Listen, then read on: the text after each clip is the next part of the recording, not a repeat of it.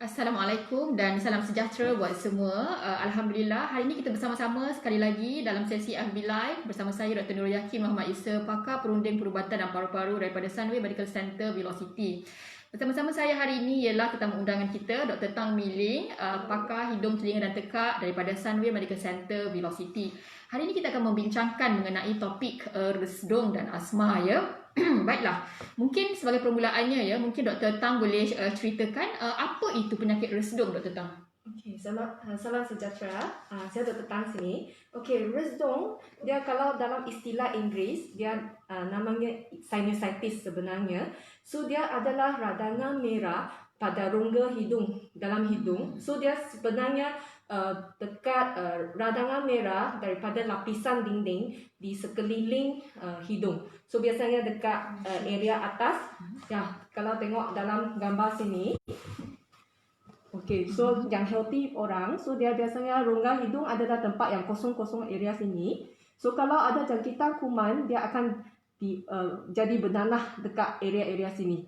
So tempat area-area sini tu yang akan jadi radang merah dan takung dengan nanah. So biasanya punca dia boleh daripada jangkitan kuman bakteria atau virus. Ini yang jenis yang kami kata akut punya.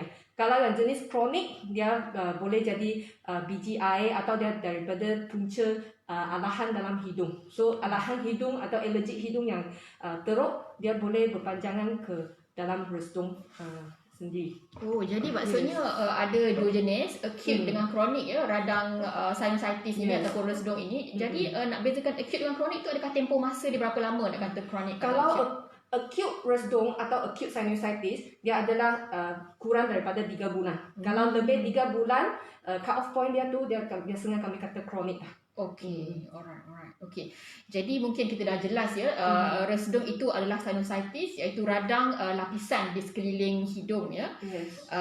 Jadi kita ada banyak bilik-bilik di dalam bahagian muka ke macam mana? Boleh ceritakan sikit anatomi yes. ataupun Kita actually banyak pasangan rongga hidung dia. So biasanya dalam gambar sini, yang ini kami yang dekat sisi tepi pipi sini kami kata maxillary sinus. Dan yang tengah-tengah tepi batang hidung sini adalah ethmoid. Dan yang atas tengah-tengah tu dahi dekat sini kami panggil dia frontal sinus. So ada juga yang satu lagi yang dalam-dalam sangat, biasanya akan rasa sakit di atas kepala sini tu, itu kami kata sphenoid sinus. So banyak pasangan. Tapi yang paling biasa dapat jangkitan kuman punya adalah yang maxillary sinus yang tepi pipi sini. Maxillary sinus yang paling kerap berlaku sinus, di sini yes. ya.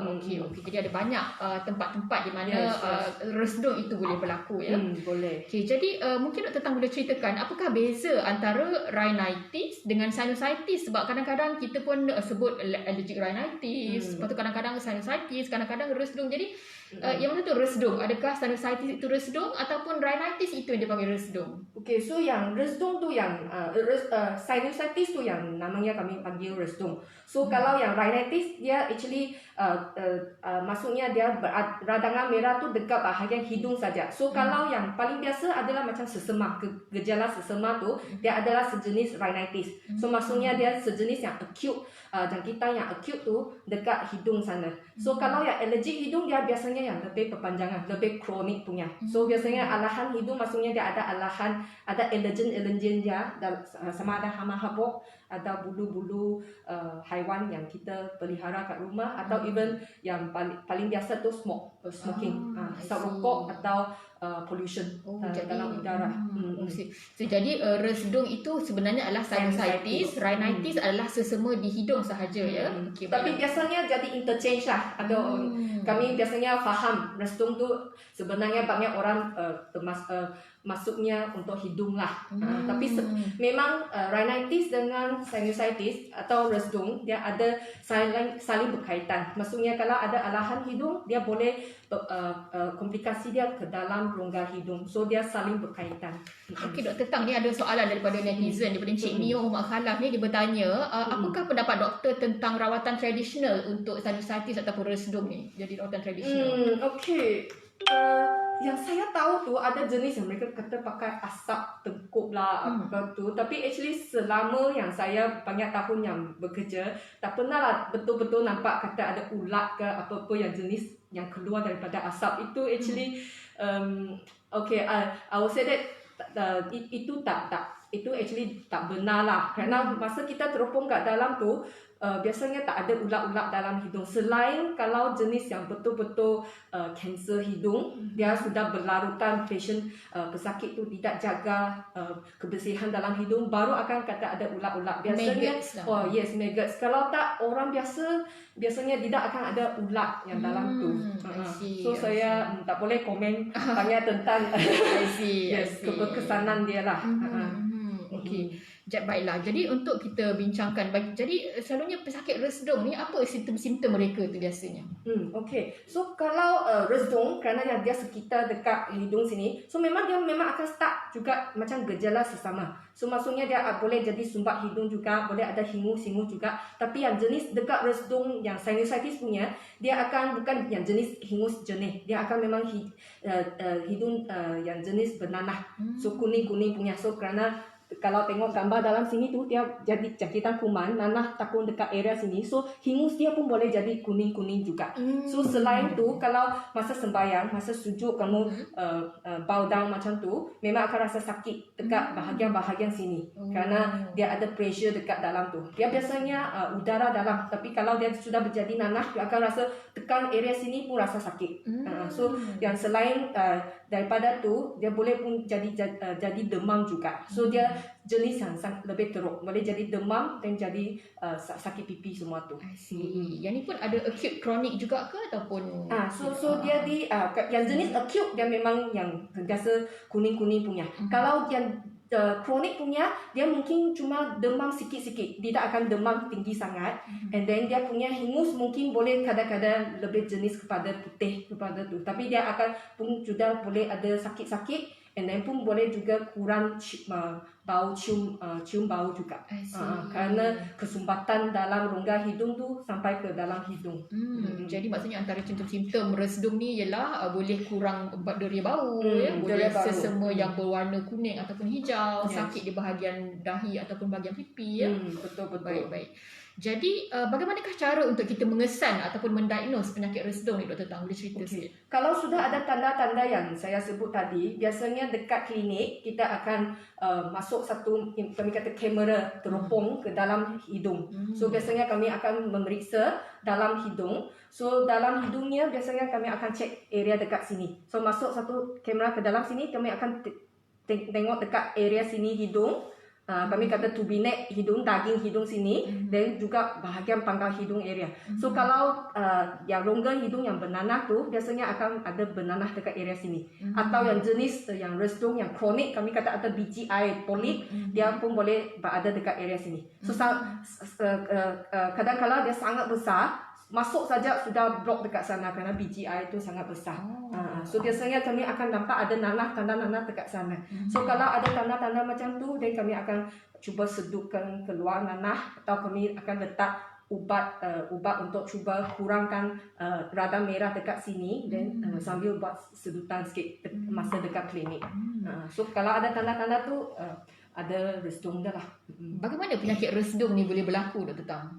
Yang ini tu kerana kebanyakan masa tu jangkitan kuman, tapi ada juga yang kerap juga adalah jangkitan dekat bahagian gigi, rahang atas. So lepas kena ada jangkitan gigi dekat rahang atas, cabut gigi, dan lepas tu kena akar gigi tu dia boleh bersambungan ke dalam rongga hidung maxillary sini. So kalau atas tu dia akar ke atas sini, dia boleh tembus sini, dia pun boleh jadi punca, jadi nanah dekat area sini. So kalau pergi cabut gigi, lepas cabut gigi ada rasa sakit-sakit muka, kadang-kadang kerana komplikasi daripada cabut gigi tu, kerana ada resdung. I see. Yang lain tu kadang-kadang pun boleh ada pesakit yang kami kata immunocompromised, dia punya sistem imunisasi tak berapa bagus, so dia pun boleh lebih senang dapat jangkitan kuman, terutamanya kencing manis juga. Jadi jangkitan kuman dengan sistem imuniti tu sangat penting untuk menjadi faktor kepada timbulnya penyakit resdung ni ya. Betul. Okey, baiklah. Jadi apakah rawatan untuk penyakit resdung ni Dr. Tang? Boleh cerita sikit? So selain yang dekat klinik kami cuba sedut keluar nanah, letak ubat untuk kurang merah juga. Biasanya kalau sudah diagnose ada masalah resdung yang akut, kami akan bagi ubat antibiotik kerana after all dia jangkitan kuman. So kena bagi ubat antibiotik untuk mati kuman tu. So biasanya dalam masa 10 hari hingga 2 minggu. Dan selain tu pun ada ubat macam sejenis macam ubat sesama dengan ubat spray juga untuk kurang bengkak merah sana tu, bagi yang flow dalam yang tempat sumbat sana tu dia boleh flow keluar balik. So biasanya kami akan bagi ubat untuk cuci-cuci, keluarkan nanah, dan lepas tu ubat spray dan tambah lagi antibiotik untuk mati kuman dia. So untuk kawal. So dia biasanya untuk masa lebih kurang 2 minggu. Oh, biasanya tempoh rawatan tu adalah 2 minggu ya. Yes. Okay. So kalau adanya 2 minggu lepas tu masih tak bagus lagi, kami akan revise lagi. So, ada kadang-kadang mungkin kena buat operation. Terutamanya yang jenis resdung yang kronik, yang cakap saya ada yang jenis kata ada polik. Kalau polik yang masih kecil, ada peluang lagi just pakai rawatan yang saya sebut tadi. Tapi kalau dia masa datang polik tu memang sudah sangat besar, dia tak ada kemungkinan ubat boleh kecutkan dia, kami kena plan untuk buat operation lah untuk keluarkan dia. Jadi kalau pesakit yang terpaksa makan ubat antihistamin untuk jangka masa yang panjang tu, ada ke kesan sampingan ataupun side effect mereka perlu risau ke bagaimana? Biasanya okey, kerana saya biasanya pun just bagi 2 minggu hingga 1 bulan. Dan kebanyakan masa ubat tu kami akan make sure yang jenis orang yang ada darah tinggi atau ada yang jenis yang masalah jantung, kami akan pilih yang antihistamin yang sesuai untuk mereka. So biasanya tak ada banyak kesan sampingan. Kalau orang yang bekerja takut kata ngantuk semua tu, kami pun ada banyak jenis antihistamin yang boleh bagi yang jenis tak ngantuk. So memang banyak pilihan. I see. Okay. Jadi apa keburukan yang mungkin berlaku jika resdung ni tak dirawat dengan segera, Dr. Tang? Okey. Biasanya ada macam lebih kurang 3. Satu tu kalau kerana berdekatan area dia sana tu, kalau ikut tengok sini dalam hidung, belakang sini pangkal hidung tu dia ada tempat kami kata eustachian tube, dia ada bersambungan kepada telinga tengah. So kalau sumbat sangat tu dia macam serupa macam sesama, dia boleh jadi blok dalam telinga. Kami kata telinga tengah dia boleh jadi bernanah atau jadi jangkitan kuman atau jadi kurang dengar. Kalau yang lagi teruk, dia pun boleh pergi dari rongga hidung sini kerana mata adalah sekelilingin dengan otak juga. So dia boleh merebak juga jangkitan kuman, jadi jangkitan bernanah dekat mata. Mata tu boleh jadi bengkak merah, tonjol keluar. Ada juga yang kalau lambat sangat dapat rawatan pun boleh jadi buta. Kalau merebak ke area otak pun boleh jadi kami kata meningitis atau lagi teruk tu jadi koma atau boleh mati juga. So resdung yang kena datang untuk rawat dengan segera. Jangan bertangguh ya. Yes, jangan bertangguh. Jadi bahaya ya penyakit resdung jika tak dirawat, boleh menyebabkan jangkitan kuman di telinga, di mata dan di otak ya, dan boleh bawa maut jika tak dirawat. Jadi sangat penting untuk kita segera mendapatkan rawatan jika kita mengalami simptom resdung tu ya.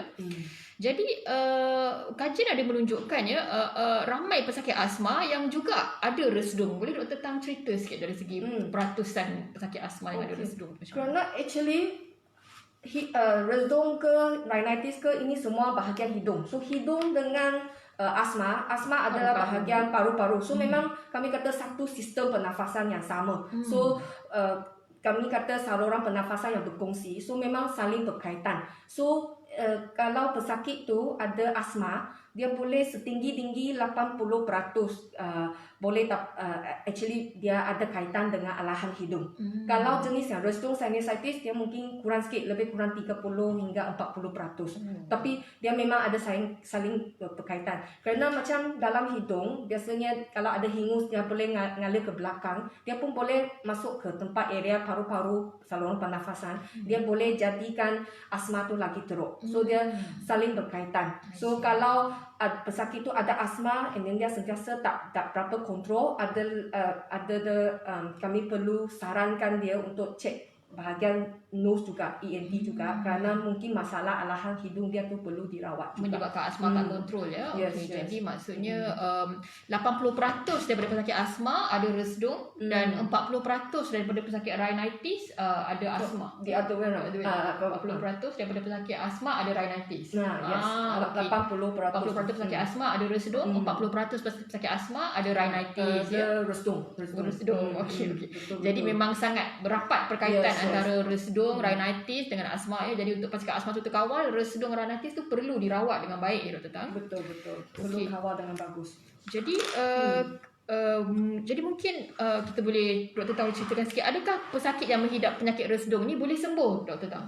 Boleh sembuh? Kebanyakan tu boleh kalau kerana jangkitan kuman daripada rahang cabutan gigi semua tu, atau jenis acute ke atau kronik tu biasanya boleh sembuh. Tapi kalau dia ada kaitan dengan alahan hidung, maksudnya dia jenis allergic hidung tu, biasanya lepas operation kebanyakan masa dia sudah bagus, tapi perlu ada rawatan lanjutan lagi untuk kawal alahan hidung tu, yang allergic hidung tu, daripada dia berlarutan jadi komplikasi, jadi resdung lagi. So kebanyakan masa tu boleh sembuh sepenuhnya. Tapi kalau ada underlying masalah alahan hidung, kena rawatan selanjutnya lagi untuk follow up. Berapa lama masa yang diperlukan untuk betul-betul menyembuhkan penyakit resdung ni Dr. Tang? Okey, lebih kurang 2 minggu hingga 1 bulan, tapi pun terpulang dengan keadaan pesakit juga. Kalau rawat dengan cepat, then lagi cepat boleh bagus. Okay. Jadi apakah langkah pencegahan yang boleh dilakukan oleh kita ya untuk mengelakkan kita dapat penyakit resdung tu? Okey, actually daripada resdung tu, kalau jangkitan kuman, kebanyakan masa dia cuma short term. So saya actually lebih banyak nak saranan tentang rhinitis untuk alahan hidung sebenarnya. Kerana alahan hidung tu dia boleh jadi ke resdung. So untuk yang alahan hidung tu, biasanya saya akan kata nak kurangkan allergen. So allergen yang biasanya boleh berlaku dalam alahan hidung tu adalah hama habuk, yang biasanya banyak atas katil-katil, kerana dia hama habuk tu dia makan kulit yang tangga daripada kulit mati daripada badan kita. So dia biasanya banyak dekat kapek-kapek, dekat atas katil semua tu. So biasanya saya akan sarankan kena sentiasa vacuum, and then juga tukar cadar, selimut, atau penutup bantal, sambung bantal tu setiap 2 minggu kalau boleh. So kurangkan lock hama habuk tu, dan dia boleh jadi kurang allergic tu. Dan selain tu, kalau rumah you ada bela kucing semua tu, kalau boleh cuba bela dekat luar rumah. Jangan dalam rumah lah. Sebenarnya seelok-eloknya jangan belah, tapi kalau sudah ada sudah ada kucing tu, cuba bela dekat luar, dan jangan bagi pesakit tu sentiasa main dengan kucing itu. Yang lain tu, kalau ada orang yang merokok dalam rumah juga, merokok ke vaping sama juga, kena jangan merokok di hadapan anak ke atau pesakit tu, kerana dia memang boleh jadi masalah ke dalam hidung yang direct. Dia memang boleh jadi radang merah. So kalau orang yang keluar ada pencemaran alam sekitar, memang sekarang ni kami pun pakai face mask dah, penutup muka lah untuk jaga tu. Satu lagi tu saya mau mention dalam orang yang alahan hidung adalah cuaca sejuk. Kalau maksudnya dalam bilik aircon yang sangat sejuk, kalau you pasang suhu macam 19, 20 tu, terlalu sejuk, terlalu dingin, dia pun boleh jadi dalam hidung tu sangat bengkak dan radang merah. So biasanya saya akan sarankan suhu aircon tu antara 24-25 macam tu. Kalau pasang kipas pun jangan terlalu deras. So just nice for the nose. Kalau terlalu sejuk, hidung tak boleh tahan, dia akan berheret-tan lah. Jadi langkah-langkah yang boleh diambil lah, jaga kebersihan dalam rumah, tukar sarung tilam, sarung bantal, vacuum karpet ya, bela kucing di luar rumah, jangan merokok ataupun vaping di dalam rumah atau depan pesakit ya. Dan cuaca perlu kontrol, jangan terlalu sejuk ya. Yes, betul. Okey.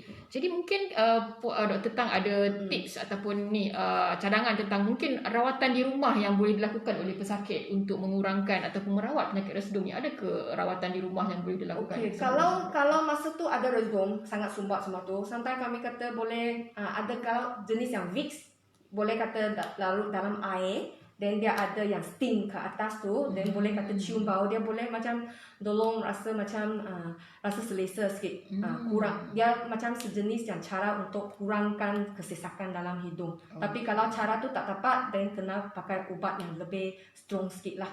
So biasanya yang tu, and then cuba masa juga tidur, cuba tidur tinggi sikit, so that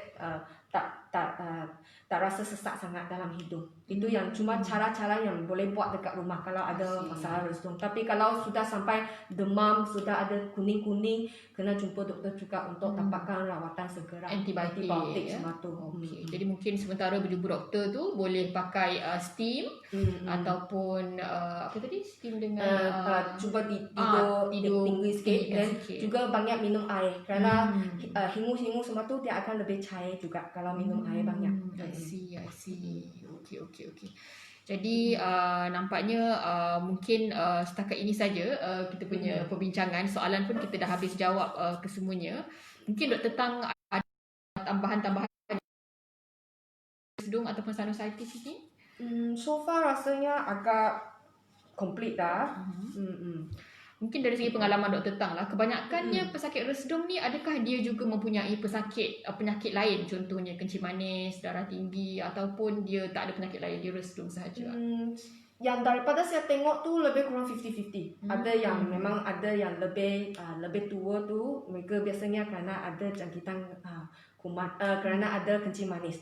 Kalau yang lebih muda tu biasanya adalah memang kerana mungkin terlalu stres, mereka tak rehat betul, atau kerana cara hidup mereka ada merokok semua tu, dan rumah tak ada vacuum sangat ke, dan dia sometimes boleh dapat jangkitan kuman.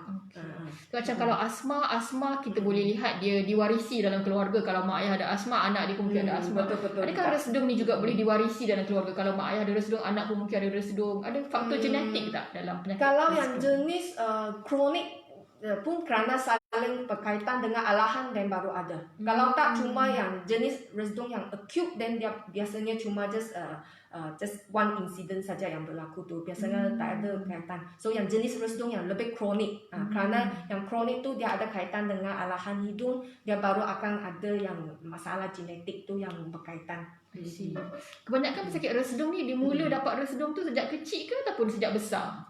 Biasanya orang yang lebih besar. Kerana masalahnya dengan yang resdung tu, rongga-rongga hidung tu, kalau masih kecil tu, biasanya yang rongga hidung ni kami kata belum develop lagi, belum cukup besar lagi untuk bagikan masalah. So kalau ada pun dekat budak-budak, biasanya yang jenis yang sudah lebih besar, mungkin 9 tahun, 10 tahun, yang rongga hidung sudah sedia develop, dan dia baru akan dapatkan masalah resdung. So dalam golongan budak biasanya lebih jarang lah nampak ada masalah resdung. Lebih dalam orang yang lebih besar, golongan 30-an sampai 50 lebih kurang. Adakah resdung ni berkaitan dengan stres juga, Dr. Tang? Kalau orang tu lebih stres, resdung menjadi teruk ke macam mana? Actually kerana ini lebih kaitan kepada kalau masa stres mereka tak pakai cara hidup yang betul. Mereka kurang minum air, atau mereka stres, mereka akan hisap rokok semua tu. Imunisasi badan jadi kurang. Jadi senang mendapat immune system kurang, bukan imunisasi, sorry. Immune system jadi kurang. So kerana stres tu jadi immune badan kurang, dan senang dapat jangkitan kuman. Itu kaitan dia lah. I see. Okay. Jadi mungkin Dr. Tang ada kata-kata terakhir kepada para netizen, apa-apa tips ataupun take home message? Okay, my take home message tu kena ingat memang tanda-tanda resdung. Basically resdung dengan rhinitis dia lebih kurang sama untuk layman lah, untuk semua orang public. Tapi yang penting tu kena tahu tanda-tanda bila you kena jumpa doktor. Kalau memang sudah ada sampai demam, sudah kuning-kuning, memang sangat sakit dekat muka, memang kena datang awal ke hospital. Kuning hingus maksudnya ya? Kuning hingus. Untuk mengelakkan dapat komplikasi yang sangat serius yang saya sebut tadi. So jangan bertangguh. Walaupun kalau even sekarang masa MCO, tapi jenis ni kalau dia komplikasi tidak rawat dengan betul, dia boleh ada komplikasi yang berpanjangan. So kalau ada tanda-tanda yang sebut tadi tu memang kena datang awal, jangan tunggu. Ini ada soalan daripada Encik Chinky ya. Do you advise for SEA, salt irrigation? Yang ini tu tadi saya ada mention kalau yang saya kata cuci. Yang cuci tu memang dia jenis yang kami kata air garam. So memang sea salt irrigation. Ini adalah satu cara untuk cuci keluar nanah tu. So cuci keluar nanah tu dan lepas tu baru spray ubat yang jenis ada steroid tu, ada satu jenis ubat tu untuk kurang bengkak dia. So dia memang satu package of ubat yang dalam rawatan. So sea salt irrigation memang satu cara, tapi dia bukan satu-satunya cara untuk rawat rezdong, kerana ini cuma tolong cucikan nanah, dia tidak akan tolong matikan kuman semua tu. So sea salt irrigation tu dia cuma tolong, boleh kata satu cara you boleh buat dekat rumah masa sementara nak jumpa doktor tu, farmasi you boleh dapatkan sea salt irrigation, so you boleh cucikan dulu. Tapi kalau masih tak bagus lagi sampai demam kuning-kuning, kena jumpa doktor juga. Cara sea salt irrigation tu maksudnya cuci, maksudnya memasukkan air ke dalam hidung ke macam mana? Yes. Flush pakai bicagari ke macam kalau mana? untuk yang jenis rezdong dah, saya akan suka jenis yang botol. So botol tu dia ada masuk air sampai 200 lebih kurang 1 cup of water macam tu. Then kami ada satu sachet, satu bungkus of garam ke dalam. Lepas tu kami buatkan bancuhan, dan lepas tu kami bancuh ke dalam hidung. So dia picit air tu masuk lubang kanan, dia keluar lubang kiri. So dia memang cuci berseluruhan. Cuci keluar habis, keluarkan hingus-hingus, nanah-nanah. Lepas tu baru kami spray yang ubat tu, dia baru boleh serap dengan betul. Kalau tak cuma terus sebut spray ubat saja, dia kerana banyak nanah semua dengan air, dia tidak dapat serap dengan bagus. So dia jadi macam bazir ubat. So sea salt irrigation ni memang sangat penting untuk cucikan dulu. Setiap kalau masa rezdong yang teruk tu, saya biasanya 3 kali sehari. So 3 kali sehari, pagi, petang, malam. So memang cuci, dan lepas tu bersambungan dengan yang ubat spray, kami akan beritahu cara macam nak spray semua tu. Kerana kalau cara yang salah, dia pun boleh jadi luka juga. Dan berapa lama untuk pakai semua tu, kami akan ajar. I see. Okey, baiklah. Baiklah Dr. Tang, nampaknya kita pun sudah hampir selesai, sudah tamat sesi FB Live kita hari ini. Banyak yang rasanya kita dapatkan info, maklumat daripada Dr. Tang ya, mengenai beza antara rezdong ya, sinusitis adalah rezdong, dan rhinitis, dan perkaitannya dengan penyakit asma ya. Jadi semoga para netizen di luar sana mendapat manfaat daripada perbincangan kita pada hari ini, dan sekiranya ada simptom, segeralah mendapatkan rawatan doktor untuk dirawat dengan sebaiknya sebelum dia menjadi komplikasi yang lebih serius ya. Baiklah, terima kasih Dr. Tang kerana sudi bersama-sama kita pada pagi ini membincangkan penyakit rezdong dan asma, dan terima kasih juga kepada para netizen ya kerana sama-sama dengan kita mendengar dan membincangkan mengenai penyakit rezdong dan asma. Semoga kita semua mendapat manfaat daripada perbincangan ini ya. Terima kasih semua. Assalamualaikum warahmatullahi wabarakatuh. Okey, terima kasih. Selamat Hari Raya. Selamat Hari Raya. Lupa cakap.